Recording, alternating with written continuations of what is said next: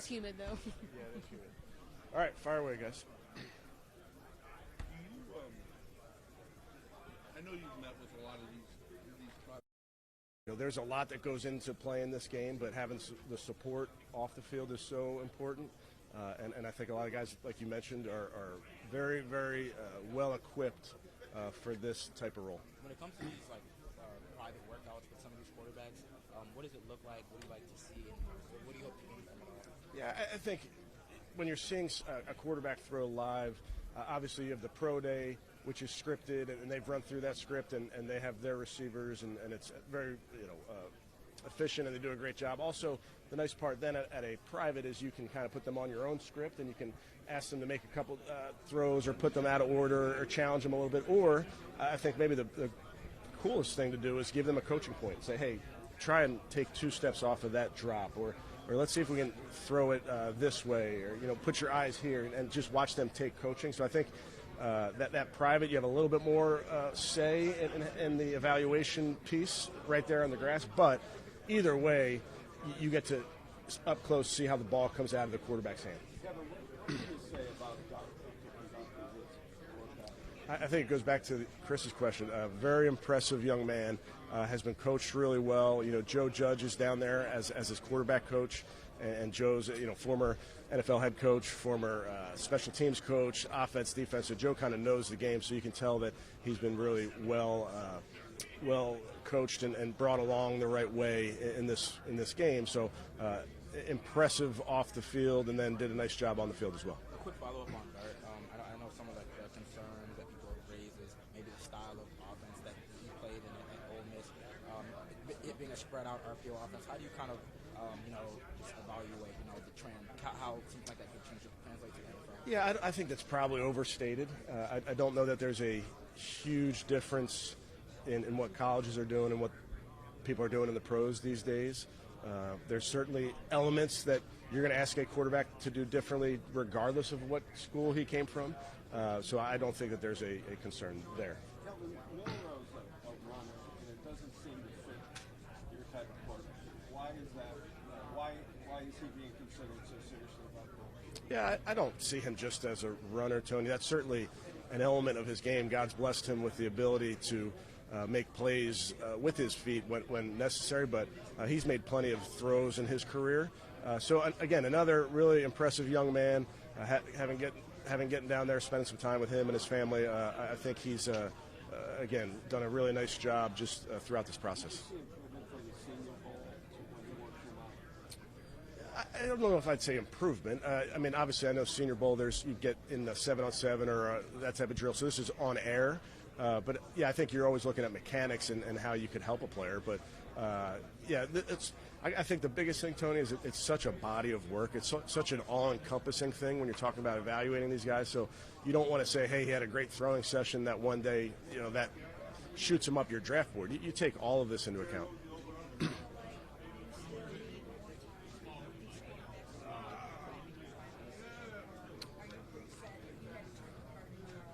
No, I'm not ready to turn the card in yet, Mary Kay. I think the whole process is really important to me and to us.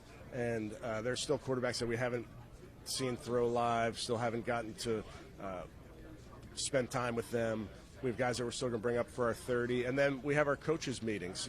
As you know, you have lots of meetings in the personnel department, and it's February meetings and you have March meetings, and then we have our final April meetings with the coaches, and you get to solidify the order. But I told you guys this before, I'll say it again. I like a lot of guys in this class, not just the quarterback position. I think this is an exciting time because there's really, really good football players. Will there be other workouts with quarterback besides shooting? Well, probably not, but I should say this. We're covered making sure we see all these guys. Kevin, what will OTAs and training camp, what's different because you'll have the quarterback? Whether you're getting that guy ready to play in September or November or whatever. Yeah. Will it be subtle or maybe not so subtle? Let's get through the draft, see what it looks like. But, yeah, I think you're always going to try to maximize reps as best you can with the rules at how they're written to make sure that you give all positions a chance to give a good accounting of themselves. But let's get through the draft first. Whoever you get, when that guy plays, is that completely dependent on who it is and what the situation is? And you put a timeline on it? quarterback position? Yeah. A lot of questions about the quarterback position. Yeah, of course. I think every situation is different. Every player is different. What they're ready to do and when they're ready to do it, you just have to trust in your ability to discern that with them in your building. So I think that totally varies by player. We spoke a lot to AB yesterday about Travis Hunter as a prospect on both sides of the ball. But as a wide receiver, what do you like about his skill set and how he could fit in maybe your offense? Yeah, he's an outstanding player, an outstanding young man. Fun to spend time with him. Elite ball skills. I don't know if there's been better. Truly, this kid's special when the ball's in the air.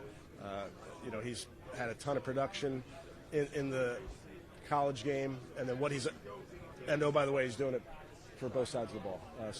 But as a receiver, obviously, I think room to grow, but certainly has elite ball skills. Will you do a separate workout with Hunter, or will he join Shedeur? I think he'll do at the same time. Will they do any quarterbacks for you? I'm not sure about that yet. Yeah, I think it's a good question, Jason. I think a lot of every team is having that discussion. I think he's very capable of both. How you structure it, where you start him, quote unquote, is really important to figure out. I could see both sides of it. I could see him as a wide receiver that moonlights at defensive back. The easier thing that you've seen over the years is the defensive back that then gets a package of plays. So every team is talking through that and how they would structure it, but this is a unique young man and his ability to do both.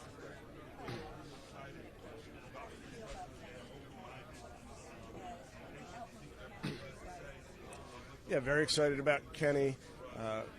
We've had him up into our building and just the brief time talking to him, understanding what he knows about this game and how he's been coached. I caught up with some of his former coaches in Philly and filled me in on the type of person, type of player. So excited for Kenny and the opportunity, see what he's capable of, and he's got the right makeup for it.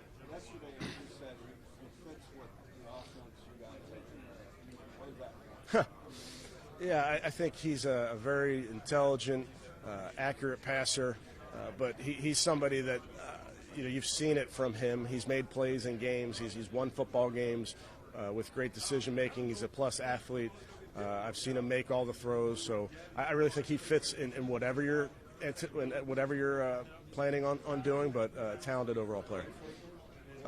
Ball skill. You're saying like ball handling? Yeah, he does a nice job. I think all those guys, Tony.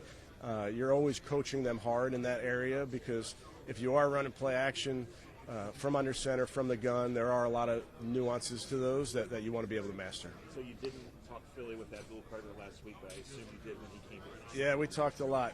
He went to LaSalle High School. I went to St. Joe's Prep, and that's like oil and water. So right away I said, hey, did you know where I went to high school? He said, yeah, I heard.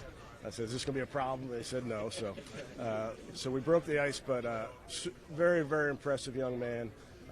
I know a lot of people that know him, whether going back to high school and certainly throughout his college, but really, really impressive young man. Are you more involved this year with specifically the quarterbacks than maybe you have been even in the past in terms of this time period? I'm not saying you've never, but yeah. I mean, has it evolved? Well, I think the rare part is obviously having the second overall picks at the top of the round. You want to be able to see these guys, so we've seen them live. That'd be the difference this year. How much exposure the person you have to running backs in this year? Are you relying on Andrew and the Scott? No, quite a bit. I watch all the positions. Obviously I'll narrow down on certain ones that we feel like are you want to get a very good understanding of them, but I've seen quite a bit of them, and then I trust Andrew, I trust Deuce Staley, and all our guys as we evaluate them.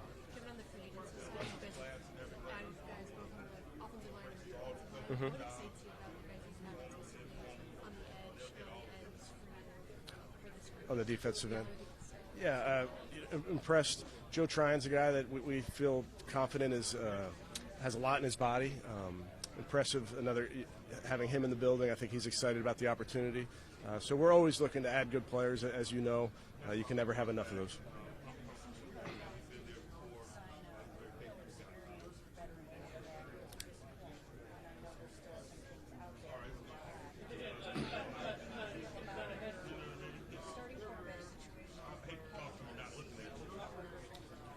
Yeah, I mean, I feel good. Obviously, it's March 31st, so there's still a draft to be had. There's still it's not August 1st. So I will say this: Kenny Pickett's the guy that I believe in, that we believe in. So we'll see how it all shakes out. I'm sure you and Schwartz have talked about it, Dual Carter. Does Schwartz see him as a more of a Micah Parsons, move all over the place, or 4-3? I think he's capable, certainly, Tony. He's been an off-the-ball linebacker. He's been an edge rusher. He's rushed from the inside. So certainly when you're evaluating a player, a lot of the discussion then turns into fit and how you would utilize said player. So we've had a lot of conversations with Jim and the defensive staff on all these guys. And obviously Abdul is somebody you talked about where you would line him up. And I don't think there's a limiting factor there where you would put him. For 2 years, you have to have a guy like that where he moves. Yeah, I guess I'd push back a little bit on moving guys around. Like we've moved Miles certainly around in different spots. There's, Stand up, stand down. yeah, I think there's linebackers over the years that we've used as well. So I don't think it'd be that's certainly not something that would hold us back, for instance. Kevin, sorry if you answered this already. Yeah. Deshaun and his health Yeah. situation, I guess where's he kind of stand? Rehabbing, doing a great job with rehab. He's in there every single day, working very hard, but he's where he's supposed to be in the rehab, and then we'll just kind of take that one day by day. Do you have any kind of projection of maybe, not out for the season, or if he's going to be? I really don't. Not at this point. I think the most important thing for him is to attack this rehab, and he's doing that.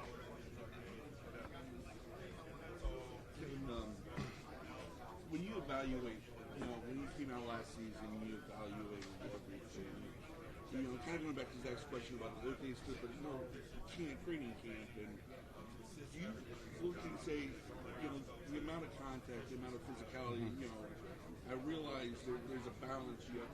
Have you tried to look at, how you kind of structure camp and that sort of thing? Yeah. Well, you look at it every year, and you look at it, what you're doing, what other teams are doing, how they're doing it, what fits you, what maybe doesn't fit you. It's a balance because you want to make sure that you're doing everything in the spirit of getting your team ready to play a 17-game-plus season. You're also making sure that you want to have a team that's healthy in January, February, but you got to get ready. So there's things that you look at every single year to try to figure out the best way to do that. So you have this high pick that you never want to have again. Correct. You have a needed quarterback. So if it's close to that, push it towards quarterback. Yeah, from where I sit, I'm excited that we're going to get a really, really good football player on this roster. That's for us to talk through in terms of which player that is, or if it's a trade back. You're moving back, you're still getting players you like, and you're picking up players. So I think everything is available to us, but I think it's something that we'll talk through over the course of the next month. Did you recommend the wrestling chip over to That's the easiest no comment of all time.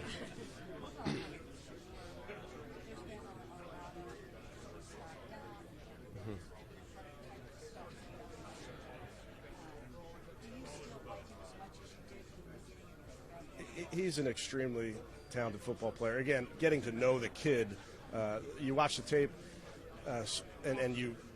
I think the important part as an evaluator is you want to talk to the player about plays and how he plays, and I think he sees the game really, really well. Has been raised the right way. I think they've done an outstanding job bringing him along in terms of understanding football. But he's a very, very talented young man. But off the field is where I'm probably most impressed. Yeah. I think throwing live is another piece of this. That's a small piece, but a piece of it. Getting around him, going to dinner is important. But then the whole process, then getting in and listening to the rest of the coaches, the rest of the scouts, how they see the entire draft board. But certainly Shedeur is somebody that, I think has done a really nice job throughout this process. Pickett's still a young player. Yeah. Considering you're going to draft him, do you have a need for like a mentor, 30-plus-year-old quarterback on your team? It's a good question, Tony. I think we'll see how it all shakes out, see how that quarterback room shakes out over the course of the next month, after the draft. But I do feel good about Kenny where he is. Kevin, a lot of these guys, you have 2, 3, years, 4 years of camp, 5. You have a lot of years of tape of these guys in game action. how do you balance what you see? You know, how much can what goes on these 2 or 3 months, but you know, between the season and the draft overshadow those 4 years? It's a good question, Chris, and these guys have a ton of starts, and the tape is the most important piece of this. The tape is your resume. It's the thing that we look at the hardest, and when I say the tape, the overall evaluation of the player on tape. Having said that, there's a lot that goes into a person's makeup that you have to spend time with them to get to know. So certainly our scouts do a great job of information gathering throughout the fall and understanding who the players are, but I think you want to rhythm up with the players. You want to get to know them. You want your coaches to get to know them. You want to put them through, put them through an install. We kind of put our guys through a bit of a test, and when we go and meet with them and give them a playbook and see what they retain and that type of thing. So that's the piece that you can't measure on the tape, and that's an important part of this process for us.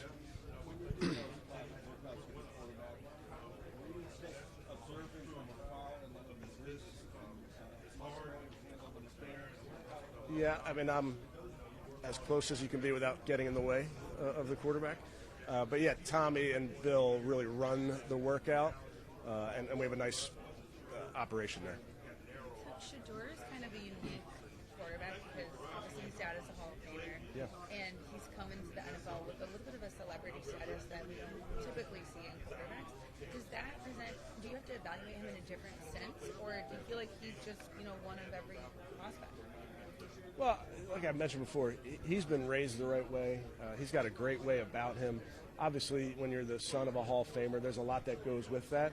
But I think he's gotten a lot. I think the benefits of that have been really impressive for him. I think you see a young man that understands what comes with this job, understands the work that goes into this job. So I'd say it's been a very big positive.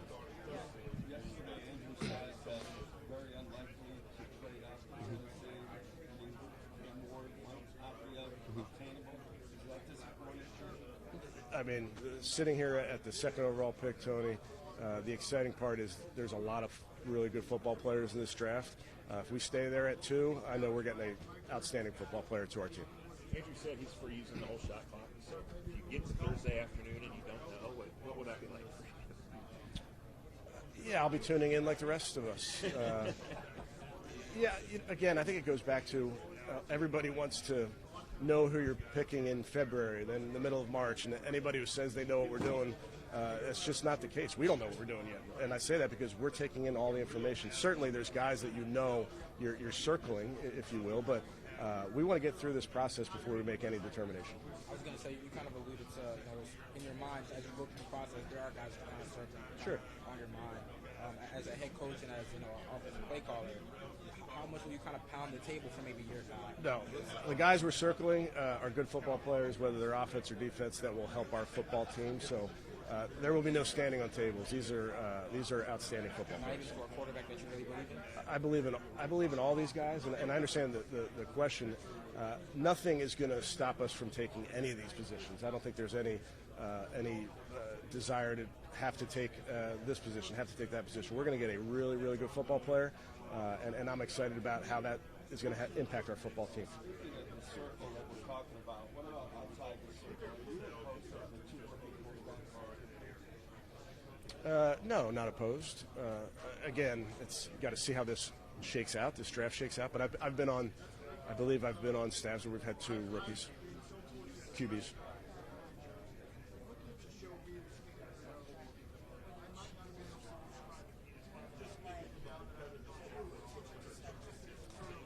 Mary Kay, I think it's so dependent on the player. Bill Musgrave on our staff, he was with Matt Ryan when he was drafted, and he started right away. We all know Green Bay famously has sat their guys for a year. Mahomes sat for a year. So it's so dependent on the player and the situation, the team that you have. So those are all discussions that we would have based on where we are. But those are the type of decisions that don't get made until into the summertime. You said yesterday the next step in this evaluation process is drafting the draft strategy.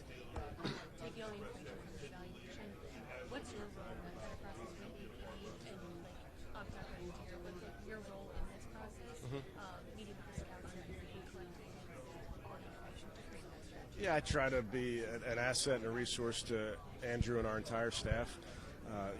Like AB said, a lot of what we're doing in April now is, we do have other picks other than this number 2 pick, so we have to get ready for those and understand how the rest of this draft is going to shake out. And, we want to spend time in understanding what trades may come to us, what trades we may want to get involved in. So that becomes the strategy part, I think, as you get closer to the draft. Tevin Jenkins, tackle or guard? Football player.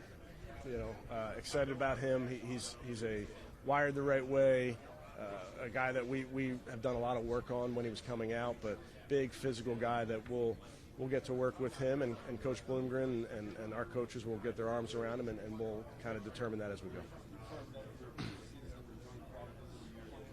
We have. We're going to practice versus the Panthers in week 1 at Carolina, so we'll go down there for one-day practice, and then we'll go to Philly week 2 and practice twice versus them. We will come home in between. Yes. Tony's figuring out which golf course he's going to check out. I know you are. You know when day that Off the top of my head, I don't. Do you know anything about London yet? I don't. Do you? No. Chris, do you? I didn't put on the other side of the ocean. Would you ideally go for 2 days, 7 days? What do you think? We're working through it. Have studied when people go over and have a decent feel for when that's going to be, but we'll let you guys know later.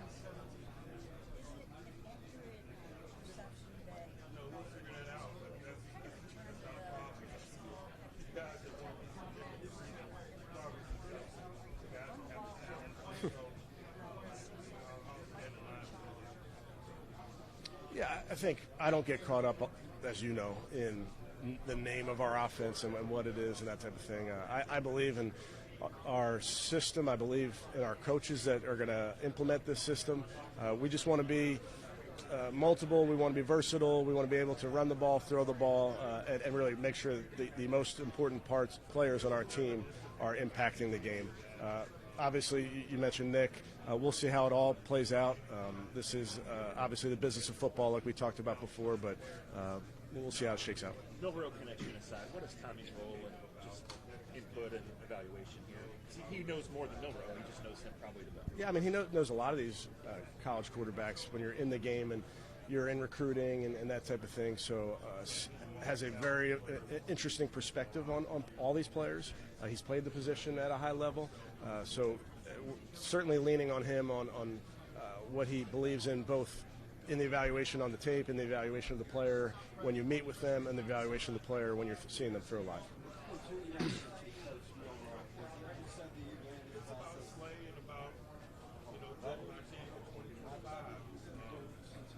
I mean, obviously, when you've coached a player, all those Alabama players, you lean in and you find out everything there is to know about the players. I mean, that's obvious. Jalen's a young man that played really well for Tommy. They won a lot of football games. He's still growing as a football player, too. It's kind of one of the things we talked about yesterday is nobody's a finished product when you come into the NFL. So excited about all these guys in terms of what type of jump they could have in their career. Cornelius talked about how he has experience as a student captain. How helpful is that in this process as you kind of acclimate him to the Yeah, as a backup tackle, you really have to play that role where jumping from right to left is easy for you, and it's something he's done in his career. I think he's comfortable playing on both sides. So versatility is important whether you're a backup or a starter, but certainly if you are the sixth offensive lineman, seventh offensive lineman, you have to be able to play both sides.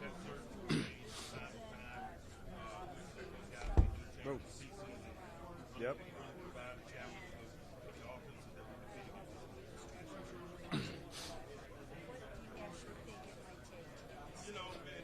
Well, I don't know anything about stadiums, but I do know something about teamwork, and I just, I don't pay real close attention, but I do know this: when you're talking about these type of things, you need to work together. So that's state, that's city, that's county, that's the Browns, and I trust in all those people to work together to get something done for our fans. I think that's the big part of this is getting something done for the fans of this team, all of Northeast Ohio. I think it'll be important, but it goes back to working together, which is something I know a little bit about.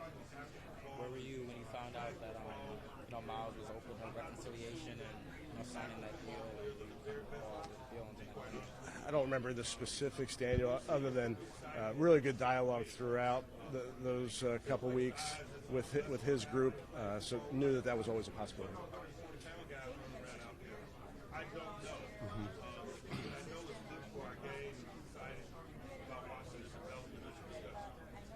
Yeah. Yes. Yeah, he looks healthy, looks ready to roll, excited for Dave. I think that's such a big part of this, is making sure that you're healthy, and unfortunately he wasn't at times last season. So excited for Dave to feel really good, running around, moving around. He looks good, so I think he'll be ready to roll. Yeah. Mm-hmm.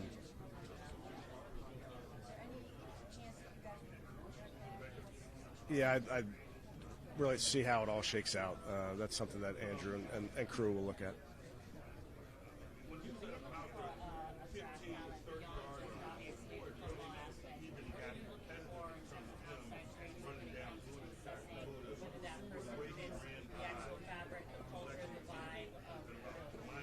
Yeah, good question, Justine. I think, we're looking for tough and competitive guys, and guys that we can get into our program. We can develop them, and to be able, you think about all these young players. I think player development is something that's very important to me and are important to our organization. But in order to be able to invest in these guys in the building, you want guys that love football, that love this game, that love to compete. So that's part of what we were talking about earlier, getting the full understanding of these players, of their makeup. Once you understand that, now you really understand. We as coaches know we can invest in them and get the best version of them over the course of their career.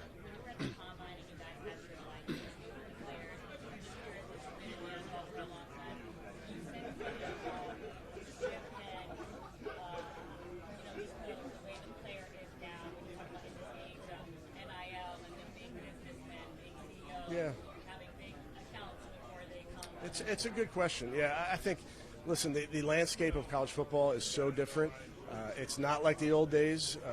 So, of course, you're going to see a different type of player. But at the end of the day, these are young men. These are people that we still want to understand what makes them tick, what's important to them, how much they love this game, because while all those things are good for them, and NIL and that type of thing, we believe in that because it benefits the players. We also know that we want guys that love this game, that love to be coached, that want to be developed. That's such a huge part of this.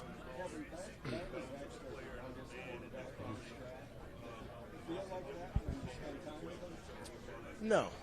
Yeah, it does not. No. Really, no. I'd say has been well coached, so no. That's a really good question. The quarterback sneak is the most effective play on 1 yard to go, third and 1, 4th and 1. Whether you push or not, I think that's part of our game that's never going away. We had Jacoby there for a couple of years. Jacoby was outstanding at quarterback sneaks, and he did not want to be pushed. He said, "Get everybody away from me." And so I think there's elements where when you do have those pushers in there, you're not allowing the quarterback to pick the ball up and sneak over to the C gap to the right, sneak over to the C gap to the left. So if you do that, you're kind of saying we're going one way. You have plays now as teams try to sell out and stop that play. You have perimeter plays that have come off of that, and you've seen that over the course of time. So to eliminate a quarterback sneak from getting pushed, yeah, I don't know that it's something that needs to be legislated out of the game. The injury data is not there for it, so I would be in favor of keeping the rules as they are. You're welcome, Coach Sirianni. Yeah, it does. And you should. What should you mentioned stopping it? It's 3rd and 1, 4th and 1. How often should that succeed? It's about 90%. So if you want to sell out and stop inside of 1, you're going to make yourself susceptible to a play on the perimeter or a pass. And I think you've seen that. So I'm in favor of the rules, how they're written right now. We've run a lot of quarterback sneaks over the years, Mary Kay. We've done it. Mentioned Jacoby, Harrison Bryant. So the quarterback sneak is something that we believe in. whether we push or not doesn't change the mechanics a lot very much. But Coach Bloom, if you're around an offensive line coach or that loves to sneak and wedge and come off the ball, like Coach Bloom understands the job. He understands what's entailed there. I think he's excited about coaching the technique, and then we'll see how we get out from these meetings on what's allowed and what's not allowed.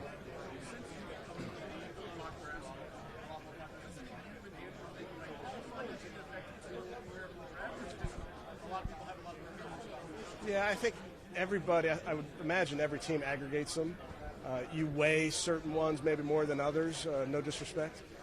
But I think it does try to help you understand what the conventional wisdom is outside your building.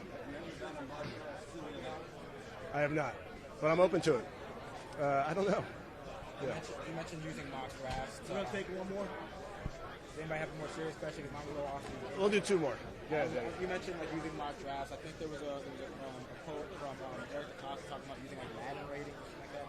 What's the most? Is there like a offbeat type of tool that you guys use that maybe people wouldn't think that an NFL or franchise would use to kind of scout players? I don't think so. I mean, like I said, like mock drafts have been around forever.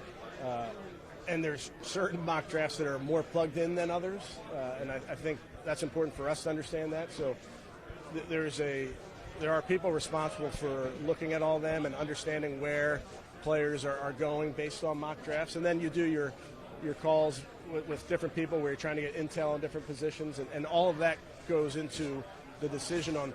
It's important for us to know where we think guys are being drafted because that helps your draft strategy. But there's a lot that goes into it, not just mock drafts. What were you doing during the top 5 in the draft last year?